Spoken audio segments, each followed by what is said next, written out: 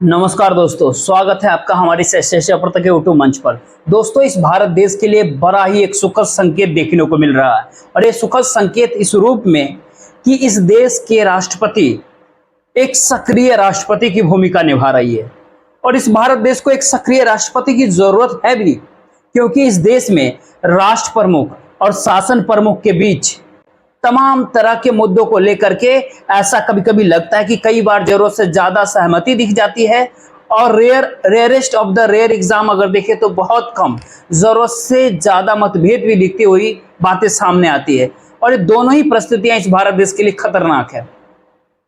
राष्ट्रपति इस भारत देश के सरकार प्रमुख होती है, राष्ट्र प्रमुख होते हैं, लेकिन राष्ट्रपति के अधीन जो सरकारें काम करती है देश में, चाहे वो केंद्र की सरकार हो जो अपने दायरे में काम करती है, चाहे वो राज्य की सरकार हो जो अपने दायरे में काम करती है, और चाहे इस भारत देश के संविधान का पालन करने वाले लोग आम नागरिक से लेकर के सिस्टम में अलग अलग जगह बैठे हुए के लोग, हर जगह के ऊपर इस भारत देश में एक सक्रिय राष्ट्रपति की आवश्यकता को अक्सर महसूस किया जाता है। खास करके तब उस समय जब लोकतंत्र के संक्रमण काल को लेकर के कुछ लोगों को चिंता हो रही है कि क्या वाकई इस भारत देश के लोकतंत्र में एक ट्रांजिशन फेज या एक संक्रमण काल आ गया है। यानी ये कहे कि ताजा मामला पश्चिम बंगाल का होता है। महामहिम राष्ट्रपति द्रौपदी मुर्मू ने एक आर्टिकल लिखा महिलाओं को लेकर के, एनएफ इज एनएफ, लेकिन इस आर्टिकल के पहले जो इंटरव्यू उन्होंने दिया, उसके बाद जो इंटरव्यू दिया और जो बातें उन्होंने पश्चिम बंगाल में आरजीकर मेडिकल कॉलेज की घटना को लेकर के कही, निश्चित ही तौर पे उनकी वो चिंता वाजिब होती है। और इस बात के लिए राष्ट्रपति की प्रशंसा भी होनी चाहिए कि इस घटना के ऊपर बतौर राष्ट्र प्रमुख उन्होंने अपना विरोध दर्ज करवाया। और इस विरोध की, इस स्वर के प्रतीक्षा इस भारत देश को लंबे समय से थी, खास करके उस समय से जब बिल्किस बानो मामले के दोषियों को छोड़ा जा रहा था, खास करके उस समय से जब इस देश के भीतर राष्ट्रपति भवन से महामहिम राष्ट्रपति की तरफ से इस तरह के आवाज की लोग प्रतीक्षा कर रहे थे, लोग उम्मीद कर रहे थे। जब मणिपुर के ऊपर इतनी घटनाएं, मणिपुर में इतनी बड़ी घटना हुई, पूरे दुनिया में भारत शर्मसार हो रहा था, उस समय से लोग प्रतीक्षा कर रहे थे। और प्रतीक्षा तो उस समय भी हो रही थी जब बिहार में लालू छपरा गांव के भीतर, बिहार के मुजफ्फरपुर में इसी तरह की घटना हुई। उत्तर प्रदेश के भीतर जिस प्रकार से सबने देखा कि पैरों में लटकते हुए निर्जीव हो चुके इंसानों को किस प्रकार से मानवता को शर्मसार करने वाली तस्वीर देखते और दिखाते हुए देखता जा रहा है। और इस तरीके से राष्ट्रपति के द्वारा विरोध के, राष्ट्रपति के द्वारा असहमति की आवाज और भारत देश की परिस्थितियों के ऊपर चिंता व्यक्त करने की संभावना तब से जताई जा रही थी जब बदलापुर की घटना हुई थी। महाराष्ट्र के भीतर जिस प्रकार की घटना सामने निकल के आई, जिस प्रकार से आदिवासी को पेशाब पिलाने वाली घटना मध्य प्रदेश से सामने आई थी, जिस प्रकार से देश के अलग अलग हिस्सों से अलग अलग समय पे महिलाओं के ऊपर, वंचितों के ऊपर, दबे कुचले हुए लोगों के ऊपर, गरीब मुफलिसी में जीने वाले लोगों के ऊपर जिस प्रकार से अमानवीय कृत्य की खबरें आ रही है, उस सब को देखते हुए लोगों को उम्मीद थी कि निश्चित ही तौर पर संवेदनाओं से भरी हुई हमारे देश की राष्ट्रपति द्रौपदी मुर्मू अपनी तरफ से सरकारों को संदेश देने का काम जरूर करेगी। और सरकार को संदेश देने के लिए जो सार्वजनिक तौर पर चिंता व्यक्त करने का काम होता है वो राष्ट्रपति महोदय जरूर करेंगे। लेकिन देर आए दुरुस्त आए। आरजीकर मेडिकल कॉलेज की घटना को लेकर के द्रौपदी मुर्मू ने तमाम सारी बातें कही और समाज इस मुद्दे को बहुत जल्द भूल जाता है और ये चिंता उनके बिल्कुल वाजिब है। लेकिन सवाल ये उठता है कि आखिरकार इस घटना के लिए राष्ट्रपति को अपने जुबान खोलने के लिए, राष्ट्रपति को इस पूरे माहौल के ऊपर चिंता व्यक्त करने के लिए पश्चिम बंगाल की घटना ही क्यों याद आई? क्या इसलिए पश्चिम बंगाल की घटना क्योंकि राष्ट्रपति के लिए इलेक्टोरल कॉलेज में जो वोट डालते हैं, इलेक्टोरल कॉलेज में जो वोट डालने वाले लोगों की जो संख्या होती है, उसमें जो वोटर्स होते हैं और जिनके वोटों से वो चुनी गई हैं, उनकी सरकार पश्चिम बंगाल में उनके खिलाफ मतदान करने वाले लोगों की सरकार है।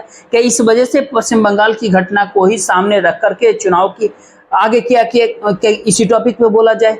तमाम सारे सवाल यहाँ पर एक साथ उठने शुरू हो जाते हैं। क्या बंगाल के राष्ट्रपति शासन लगाने की बुनियाद नई दिल्ली तैयार कर रही है? क्या पश्चिम बंगाल के भीतर दीदी, ओ दीदी, इस तरह के बोलने के बावजूद जब जनता ने 3/4 बहुमत ममता बनर्जी की सरकार को दे दिया पश्चिम बंगाल के भीतर, तो उस सरकार को डीएस्टेबलाइज करने के लिए इस मुद्दे को तलाशा जा रहा है। और ये इस भारत देश के लिए, अगर पश्चिम बंगाल के राष्ट्रपति शासन लागू होता है पश्चिम बंगाल में, तो क्या इस भारत देश के लिए एक उपहास का पात्र नहीं बनेगा कि जिस मुख्यमंत्री के कार्यकाल में गुजरात के भीतर हजारों लोगों की जान तक चली गई थी, इतना बड़ा सांप्रदायिक बवाल हो गया था, वो मुख्यमंत्री बतौर प्रधानमंत्री किसी मुख्यमंत्री की सरकार को एक घटना को लेकर के बर्खास्त करने की भूमिका बनाता हुआ, रणनीति बनाता हुआ दिखाई देगा। आखिर ये हालात जब इस भारत देश के भीतर बनते हुए दिख रहे हैं कि विपक्ष को हम शांति से रहने नहीं देंगे, विपक्ष शासित राज्यों को, चाहे वह कोई गुवाहाटी मॉडल से टूटे, चाहे किसी घटना को बहाना बना करके तोड़ा जाए, चाहे ईडी या सीबीआई का दुरुपयोग किया जाए, या फिर एक निर्वाचित मुख्यमंत्री को जेल में पहुंचा दिया जाए, इन सारी परिस्थितियों के मद्देनजर इस भारत देश को विपक्ष विहीन करने के लिए क्या आप भारत देश के सर्वोच्च संवैधानिक पद के दुरुपयोग की गुंजाइश भी तैयार की जा रही है? पता नहीं कि आखिर केंद्र की मंशा क्या है, लेकिन जिस प्रकार से तमाम मुद्दों से इतर हट करके अगर पश्चिम बंगाल की घटना को कोट करते हुए टारगेटेड अंदाज में, टारगेटेड तरीके से पश्चिम बंगाल को लेकर के जिस तरीके से देश के सर्वोच्च संवैधानिक पद से बयान सामने आता है, निश्चित ही तौर पर एक तरफ दुखद संकेत तो है कि राष्ट्रपति ने सक्रियता दिखाई, लेकिन वहीं दूसरी ओर हालात ये होते हैं कि काश ये सक्रियता पहले दिखाई गई होती तो इस तरह की घटना ही नहीं होती। और विपक्ष शासित राज्य की घटना का ही चुनाव क्यों किया गया इस दौर में? किसी भाजपा या एनडीए का सरकार जिस स्टेट में है उस स्टेट का चुनाव क्यों नहीं किया गया, जिससे इस देश की सरकार को मैसेज देने के लिए सर्वोच्च संवैधानिक पद से जो आमतौर पर संदेश दिया जाता है, उस संदेश के असर जो थोड़ा ज्यादा दूरगामी हो सके। कई सारे सवाल जब एक साथ मौजूदा वक्त में आकर खड़े होते हैं, तो सवाल खड़े होने की परिस्थिति में भी सवाल नरेंद्र मोदी की सरकार पर खड़े होंगे, सवाल भाजपा सरकार पे खड़ी होगी, सवाल इस भारत देश में कई बार जो जस्टिस चंद्रचूड़ कहते हैं, इस भारत देश के मुख्य न्यायाधीश, न्यायपालिका के सर्वोच्च शिखर पर बैठे हुए व्यक्ति डॉक्टर डीवाई चंद्रचूड़ जो कहते हैं कि न्यायालय के निर्णय भी आलोचना से परे नहीं है, आलोचना उनकी भी होनी चाहिए। तो फिर क्या न्यायालय के निर्णयों की आलोचना जब होनी चाहिए, तो फिर क्या पश्चिम बंगाल के भीतर विरोध प्रदर्शन करने की छूट और महाराष्ट्र के भीतर बदलापुर की विभत्स घटना के ऊपर विरोध प्रदर्शन करने की रोक, ये दोनों न्यायालय के फैसले हैं? तो आखिरकार इस भारत देश के भीतर दो न्यायालय और दो विधान कैसे चल रहे हैं? दो न्यायिक फैसले, एक तरह के मामले, विरोध प्रदर्शन की परिस्थितियां, और दोनों के भीतर दो तरह का आदेश आखिर क्यों लागू किया जाता है? ये सवाल इस भारत देश के भीतर मौजूदा समय में इसलिए भी उठ रहा है क्योंकि एक तरफ न्यायपालिका को लेकर के खुद जस्टिस डीवाई चंद्रचूड़ कहते हैं कि जमानत देने के मामले में अदालतों के भीतर एक तरह की दबाव बना हुआ है, और दबाव की परिस्थितियों को जस्टिस डीवाई चंद्रचूड़ खुद स्वीकार करते हैं कि आमतौर पर जमानत देने के मामले में न्यायालय, खास करके निचली अदालतें दबाव महसूस कर रही है। क्या इस दबाव की परिस्थितियों को, क्या आज की राजनीति के संदर्भ में अगर इसको टटोला जाए, तो क्या विपक्ष शासित राज्यों के भीतर न्यायालय को कोई अलग तरह के काम उनके तहत चलेगा? क्या जहां भाजपा और एनडीए शासित राज्य होंगे वहां पर अलग तरह के कानून के तहत व्याख्या की जाएगी? तमाम सारे सवाल, क्या यही भारतीय न्याय संहिता जो आईपीसी को रिप्लेस करते हुए नरेंद्र मोदी सरकार ने लाया है, क्या यही इसका संदेश है, इसका मैसेज जाता है? क्या इसके पीछे की मंशा यही है? दरअसल इस भारत देश के भीतर सबसे बड़ी और आखिरी उम्मीद लोगों की न्यायपालिका के ऊपर होती है, सबसे बड़ी और आखिरी उम्मीद लोगों की महामहिम राष्ट्रपति के ऊपर होती है, सबसे बड़ी और आखिरी अंतिम उम्मीद लोगों की संवैधानिक संस्थाओं पे होती है। जब लोकशाही के भीतर जनता के चुने हुए प्रतिनिधियों की सरकार ने तानाशाही प्रवृत्ति जब घर कर जाती है, तो उस समय लोगों की उम्मीद इन दो संस्थाओं से होती है। लेकिन यहाँ पर दोनों के फैसलों को अगर देख लीजिए, आप इसको परख के देख लीजिए, इस भारत देश के भीतर पूर्व के इतिहास के ऊपर अगर एक नजर डाले तो यही दिखाई पड़ेगा कि राष्ट्रपति ने दस्तखत किए कि राज्य के भीतर आज राष्ट्रपति शासन लागू किया गया, चाहे अरुणाचल प्रदेश हो, चाहे वो उत्तराखंड हो, लेकिन दोनों ही राज्यों के भीतर आप इतिहास में जाकर देख सकते हैं कि उस सरकार को बहाल करना पड़ा नरेंद्र मोदी के सरकार के सिफारिश पर। उस वक्त के राष्ट्रपति ने राज्यों में राष्ट्रपति शासन लगाने का फैसला लिया था।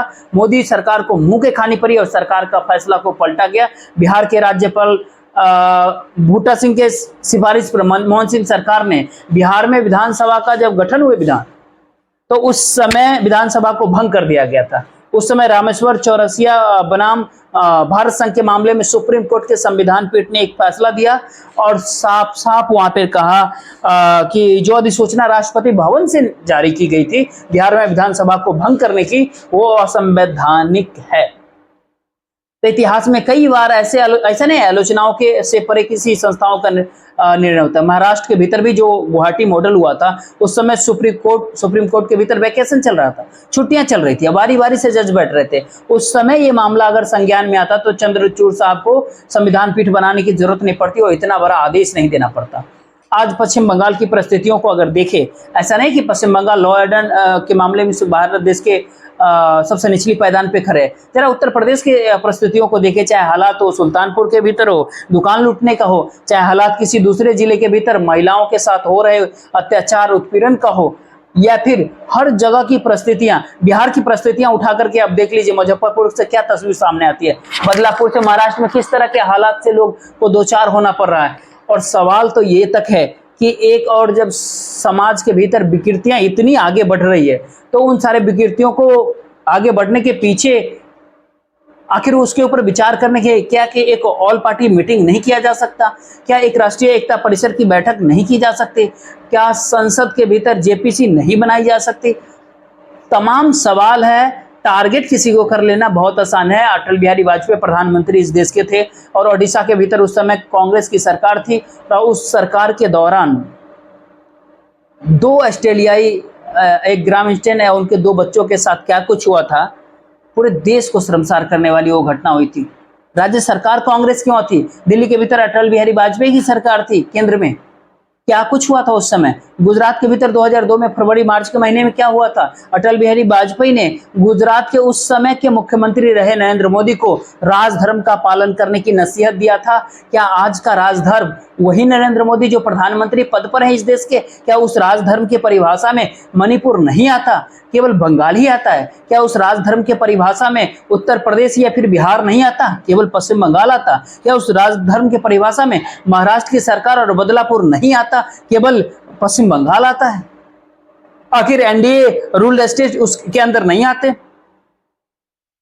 तमाम तरह के परिस्थितियों को देखें तो राष्ट्रपति की सक्रियता तारीफ की योग्य तो है, लेकिन राष्ट्रपति ने जिस मुद्दे के लिए जिस एग्जाम्पल को कोट किया है वो सवालों के घेरे में इसलिए भी आता है क्योंकि निष्पक्षता के पैरामीटर के ऊपर उत्तर प्रदेश, महाराष्ट्र, बिहार और अन्य दूसरे राज्य जैसे मणिपुर और दूसरे राज्य में हो रही घटनाओं को भी पश्चिम बंगाल की कसौटी पर ही कसने की जरूरत थी। लेकिन सवाल है कि उस कसौटी पे कसने की जरूरत आज के दौर में महसूस नहीं किया। तो बंगाल के राज्यपाल दिल्ली आकर के कहते हैं, ओ साहब, सरकार के भीतर केंद्र सरकार के बड़े बड़े लोगों से उन्होंने मुलाकात किया, बंगाल की स्थितियों पे वो बात करते हैं, चर्चा करते हैं। क्या महाराष्ट्र के अंदर जो बदलापुर में घटना हुई, क्या उसके ऊपर महाराष्ट्र के राज्यपाल दिल्ली आकर के कभी सत्ता में बैठे हुए शीर्ष नेताओं से कभी मुलाकात किया?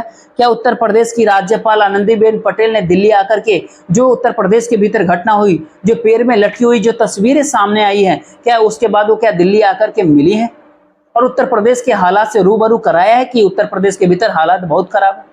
क्या बिहार के भीतर मुजफ्फरपुर में जिस तरह की घटना हुई, चाहे लालू छपरा गांव का हो, चाहे अररिया के भीतर हो, क्या इस घटना के ऊपर बिहार के राज्यपाल राजेंद्र अरेकर ने दिल्ली के भीतर जाकर के सत्ता में बैठे हुए लोगों को बताया है, कहा है कि घटना हो रही है बिहार में इतने?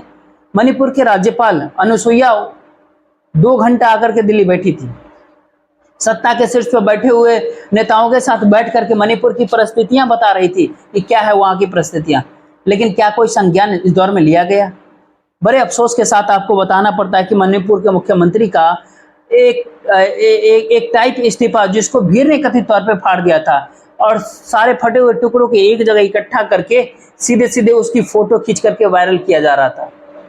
ये हो रहा था मणिपुर में। यही राजधर्म की अंतिम परिभाषा तो है। राजधर्म की इस आधुनिक परिभाषा के अंदर राजधर्म की नसीहत पा चुका मुख्यमंत्री जब खुद प्रधानमंत्री पद पर आसीन होता है, तो क्या उस परिस्थिति के भीतर किसी राज्य सरकार को राजधर्म की नसीहत या फिर राजधर्म के पालन की परिस्थितियों को उसके ऊपर क्या सवाल पूछने का नैतिक हक रह जाता?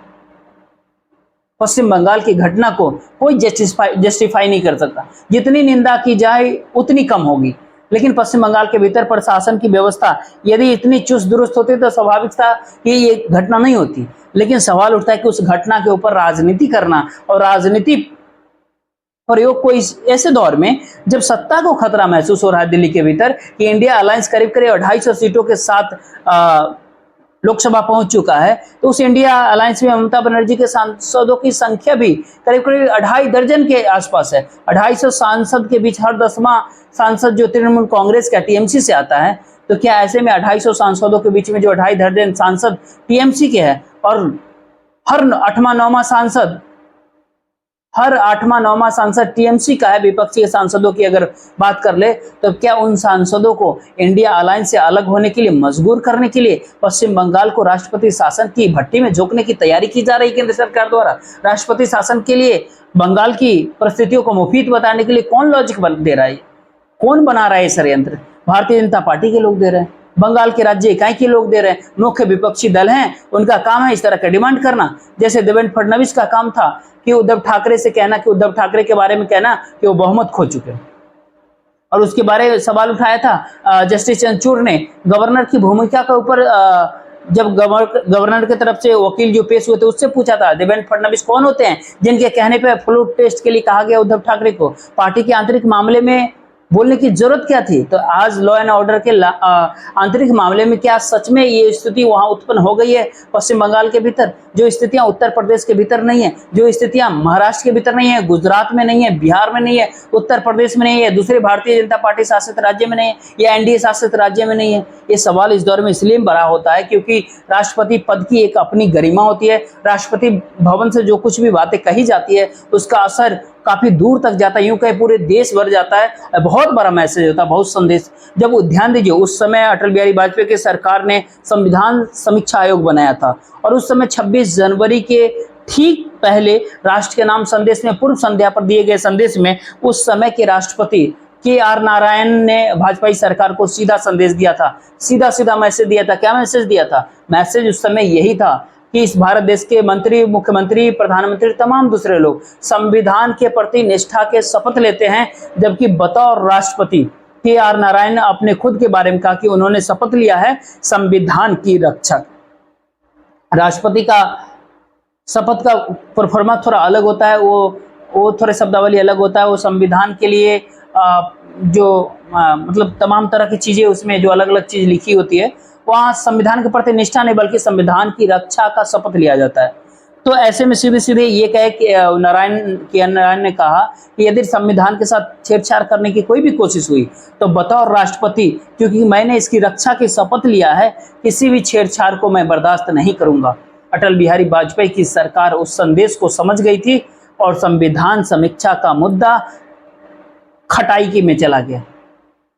आयोग बना, आयोग ने रिपोर्ट दिया, किधर गया, क्या हुआ नहीं हुआ सब कुछ छोड़ दीजिए, लेकिन खटाई के अंदर वो चला गया। ये होता है राष्ट्रपति की तरफ से, सक्रिय राष्ट्रपति की तरफ से दिया गया संदेश। और कतई भी इसका मतलब ये नहीं निकाला जाना चाहिए कि पश्चिम बंगाल के मामले का जिक्र करके महामहिम राष्ट्रपति द्रौपदी मुर्मू ने जो आर्टिकल लिखा है और जो इंटरव्यू दिया है मीडिया में, उसका मतलब ये है कि पश्चिम बंगाल में राष्ट्रपति शासन लगाया जाए।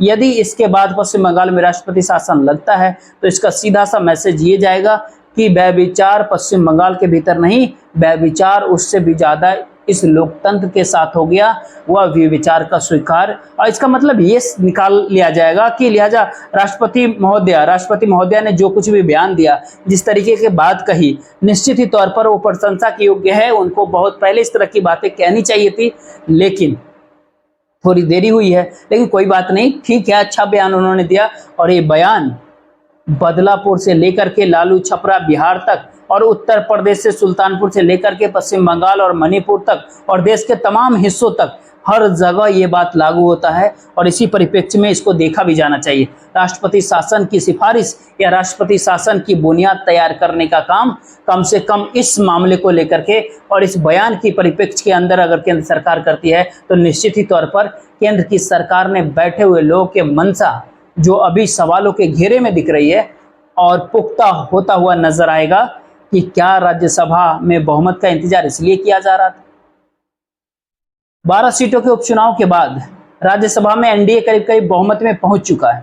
राष्ट्रपति शासन अगर कहीं लगता है तो उसको 30 दिनों के भीतर संसद के दोनों सदनों से मंजूरी दिलानी पड़ती है। तो क्या इसी दिन का इंतजार किया जा रहा था कि 12 लोग शपथ ले, उसके बाद इस तरह का खेल हो? देखते रहिए आने वाले वक्त में क्या कुछ होता है।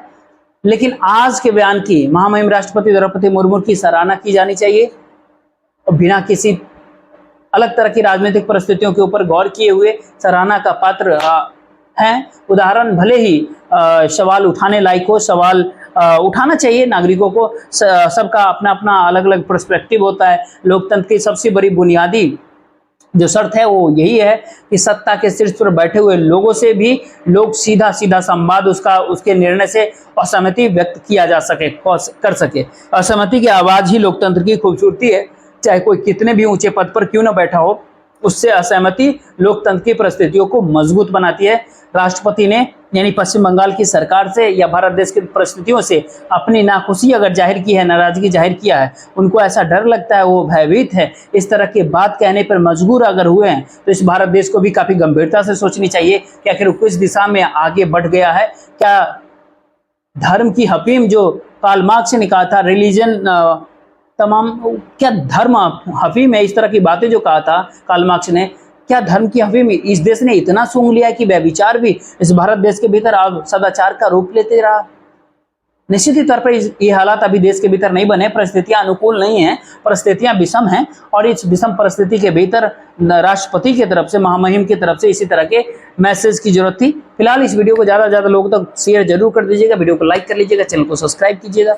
जय हिंद, जय भारत।